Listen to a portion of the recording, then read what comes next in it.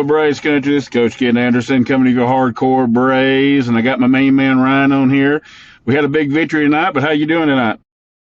Doing pretty good, man. It wasn't just a good win. Martine came in on very short notice and pitched a gem for us, but we'll do more on that on the recap pod. But there is a trade made, Ken. There's a trade going around.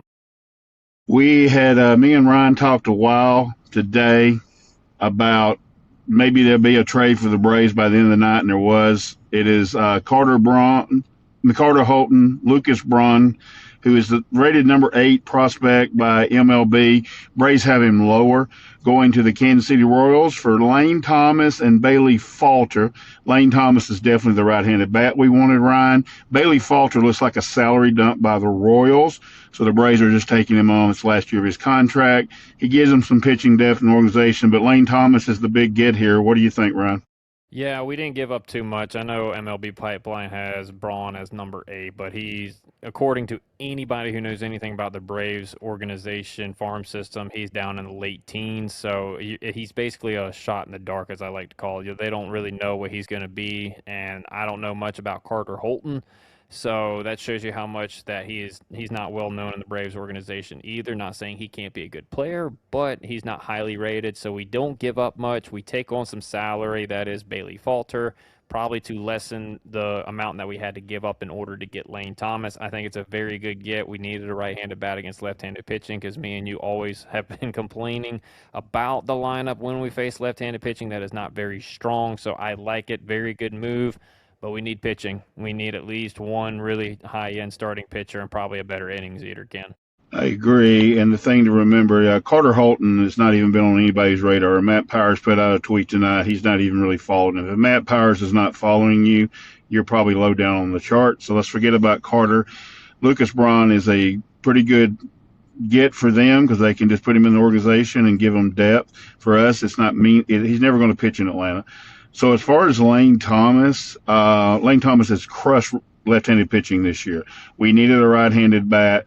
There are going to be some that are going to be in for it. Some are going to be against it, as always. But the thing I take also on this, Ryan, I wanted you to talk about, is we're taking on more money. It kind of should show Braves country. The Braves are willing to take on money this trade deadline, and I think it bodes well for Sunday and Monday, don't you? Yeah, I put that on Twitter to somebody earlier today. I said, well, not today, but after the trade came out, I said, well, they're taking on Bailey. He's not really organizational depth. I mean, he is, but it's mainly they're taking money to lessen that blow of prospect capital that they have to give up. So they don't care about the money. They are taking on money. I think the owners this year really sense that, hey, this team's really good. We have a chance to push in our chips to get a World Series championship this year. And this ain't going to be it. They're gonna make some other big moves. Just some stats on Lane Thomas real quick. He has an 800 OPS against left-handed pitching, and he's got a 125 WRC plus. So that's definitely going to help out this lineup against left-handed pitching, and probably slot anywhere from probably the 7th to 5 spot in the lineup. So it's a nice get. The other thing is tonight, Yastrzemski had a couple of doubles tonight, smoked another line drive at the second baseman. It kind of reminds you Thomas and Yastrzemski can be huge going down the stretch. Now, here's what's going to happen is we're going to have to make moves. Ha-Seong Kim is coming back or not coming back. We'll see what happens with that. Uh, we're fully expecting a lot of moves with this move here, aren't we? We got to drop some players, send some players. The 40 man's going to be affected. So, any thoughts on who may go here? I know to open up some 40 mans, you're going to see Strider probably move to the 60. Now, I don't have a source. Me and Ken don't have any sources. This is just me spitballing here. But in order to open up a 40 man, I think Strider hits the 60 IL, and you may see Hurston Waldrop as well hit the 60 IL at some point.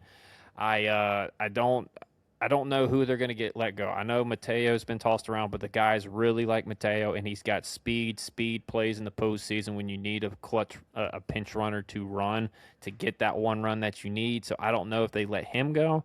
Dom Smith could probably be an option that they might let go. I don't like giving up Dom Smith because he's a very good left-handed bat and he's a professional hitter. So you're not giving up Joey Bart right now. I don't know where they go here, Ken. I really don't know what moves they're going to make. That's why I'm kind of curious. Is this the only trade that gets done tonight? I like the way you're thinking. I think we may get another trade tonight or in the morning. The Mateo Jarvis Kim thing is interesting. They don't want to lose either Mateo or Jarvis. Something's going to happen there. And I don't really think that they really want Eli White to walk out the door and not get something for him. He seems to be the last outfielder there. We all love Eli, but let's face it, Lane Thomas was brought in because Eli White, they didn't think could give the same numbers as Lane. So I'm guessing maybe Eli gets flipped for somebody here by in the morning just to bring a prospect in. Look, you're not looking for a big time prospect because you didn't give up a lot. So even somebody to bring in that's in the 20s or something like that will do. So what do you think about maybe being Eli? Might be the one that be the odd man out here.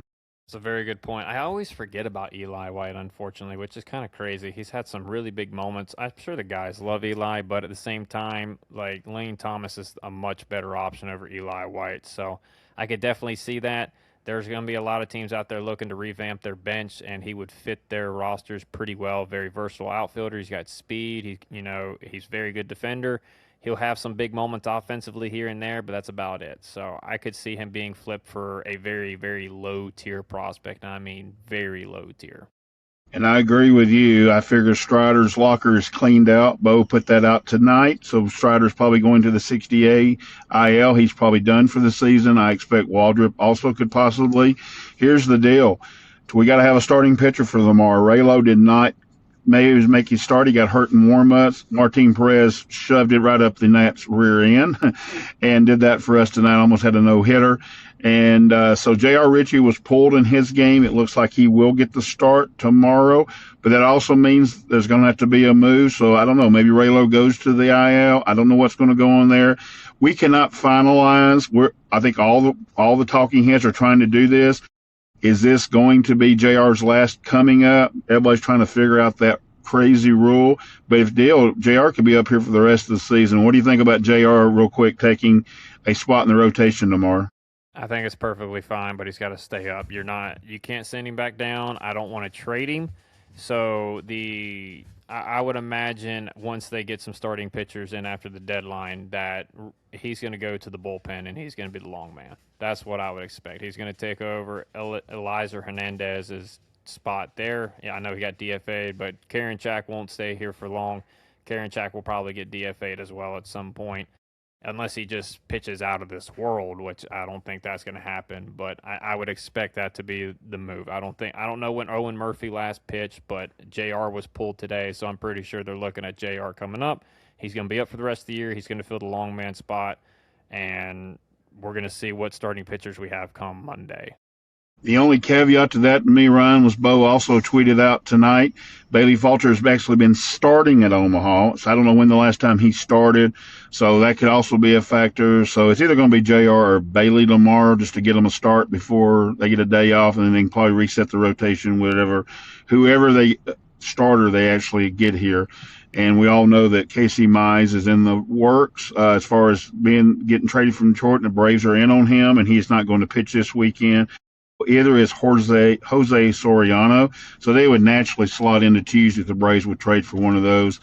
So any more thoughts on the trade? We know we're going to make more trades. I think we're going to definitely still add maybe 1 to 2 pitchers for sure, and who knows when it comes to the hitters. But I think with Lane Thomas, I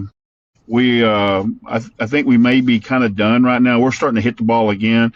Any thoughts on maybe another bat and definitely getting 2 more pitchers in here? Unless you can find a better pinch hitter or better left-handed stick off the bench than Dom Smith, which I don't think you're going to find that. I mean, it's going to be hard to upgrade Riley. It's going to be hard to, find an upgrade that's going to replace a $22 million player. You're just going to need him to hit. Shortstop, I mean, you could look there, but shortstop is going to be a hefty price. Jim Jarvis has done very well. We'll see what HSK brings us, but at the same point in time, you can also move Dubon now back to shortstop because you have the Yastrzemski, you have Lane Thomas out there, you have Mike Harris out there in center field every day, you have Ronald back in right field, so that can move Dubon back to shortstop for a time period as well. So, I mean, I don't see it unless you also can go get another Swiss Army knife like a Willie Castro. I could see that deal being done as well, but I would more expect us to be going to the pitching avenue now, whether that's relieving and starting or one or the other. But it should be a combination of both reliever and starting pitching. I agree. As far as my final thought tonight on Lane Thomas, wasn't my first choice, but I am definitely in for it. I know some of y'all are going to jump on social media and yell at the moon because it wasn't your first choice, but he has a very good stick and he's having a very good year. And sometimes that's what you want to get is guys having a good year and ride that pony all the way to the end, and then you figure it out in the off season. What is your final thought tonight on Lane Thomas becoming an Atlanta Brave? It's a solid move. We needed a right-handed stick that could hit left-handed pitching to platoon with Yaz, and we got it. Was it my first choice? No. That was Spencer Steer before he got hurt, but he got hurt. So Lane Thomas was probably AA's fallback plan, so to speak. He might have been AA's first choice, but I think Steer was probably more so everybody's first choice before he got hurt. But again, solid move. We needed it, but there's more work to be done, AA. You know what, boys? You guys are going to be world champions for the rest of your life.